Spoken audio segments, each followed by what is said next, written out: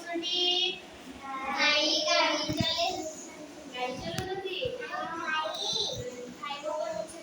ତମ ଭାଇ କଣ କରୁଛନ୍ତି? ଭଲ ଅଛନ୍ତି। ପାଠ ପଢୁନାହାନ୍ତି?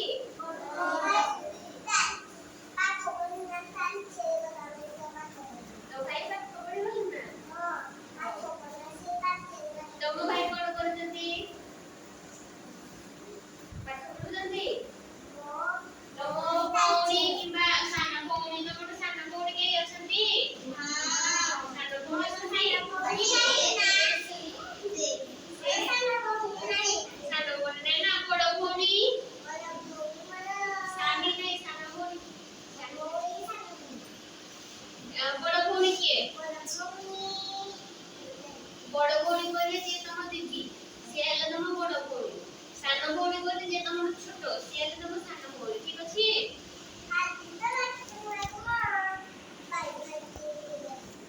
ବାନ୍ଧିଲୁ? ସମସ୍ତେ ରାକ୍ଷୀ ବାନ୍ଧି ସାରିଛ ତମ ଭାଇକୁ? ତାପରେ ମାମୁଁ ପିଲାମାନେ କାହାକୁ କହୁଛ କହିଲ ଦେଖି? ମାର ଭାଇକୁ କଣ କୁହନ୍ତି? ମାମାର ଭାଇକୁ କଣ କୁହନ୍ତି? ଡ୍ୟୁଟି ଯାଉଛନ୍ତି? ତମର ମାମୁଁ ନାହାନ୍ତି? ଅଛନ୍ତି ସମସ୍ତଙ୍କର? ଅଛନ୍ତି ତମ ମାମୁଁ? କଣ କରୁଛନ୍ତି ତମ ମାମୁଁ? ଡ୍ୟୁଟି କରନ୍ତି?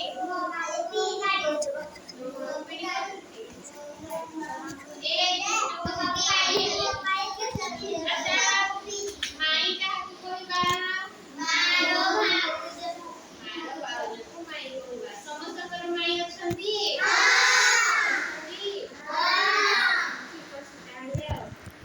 ବାପାର ଭାଇ କଣ କହିବା କହିଲ?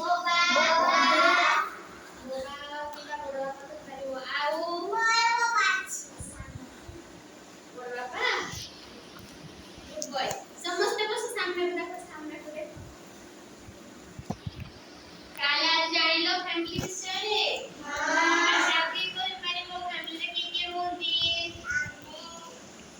ଆଉ କିଏ କିଏ ରୁହନ୍ତି? ଆଚ୍ଛା, କାହାର କହିଲ? ବଡ ଫ୍ୟାମିଲି ମାନେ ଏଇଥିରେ ଯେତେ ସମସ୍ତେ ଅଛନ୍ତି, କାହାର କାହାର ଅଛନ୍ତି ହାତ ଟେକିଲ? ଅଛନ୍ତି? ତମ ଫ୍ୟାମିଲିରେ କିଏ କିଏ ଅଛନ୍ତି? ଛିଡା ହେଇକି ଯିବ।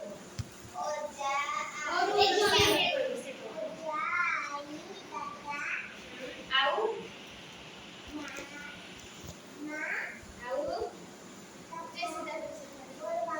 ବଡ ବାପା ଅଛନ୍ତି। ଆଉ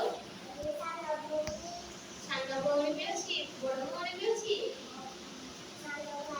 ସାନ ଭାଇ ବି ଅଛି। ଦିଟା ଭାଇ, ଗୋଟେ ନାହିଁ? ଦାଦା ଖୁଡି ଅଛନ୍ତି? ମାନେ ଦାଦା ଖୁଡି ଭାଇ ଦାଦା ଅଛନ୍ତି? କୋଉଠି ଗାଡ଼ି sit down। ଆଉ କାହାର କହିଲ ଦେଖି? କଣ କିଏ କିଏ ଅଛନ୍ତି? କିଏ କିଏ ଅଛନ୍ତି?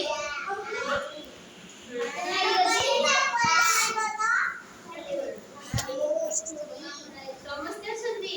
ଗୋଟେ ଜାଗାରେ ବସି ପଡ। ତାପରେ ରଖ।